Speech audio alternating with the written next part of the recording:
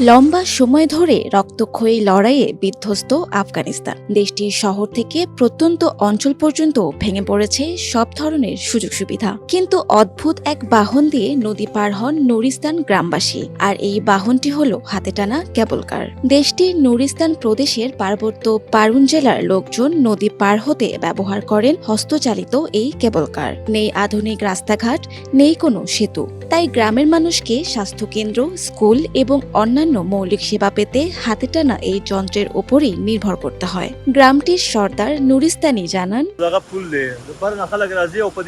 প্রতিদিন শত শত মানুষ নদী পারাপারে এটি ব্যবহার করেন।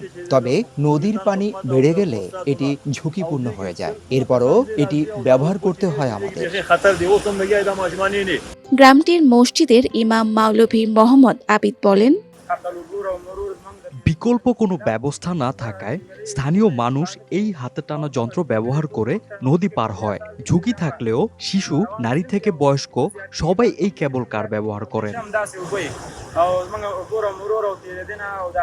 আরেক বাসিন্দা সাবু আল দিন সরকারের কাছে একটি সেতু নির্মাণের আহ্বান জানান। তিনি বলেন, আমাদের জন্য সরকার একটি সেতু নির্মাণ করুক, যেন মানুষ ঝুঁকি ছাড়া নদী পার হতে পারে।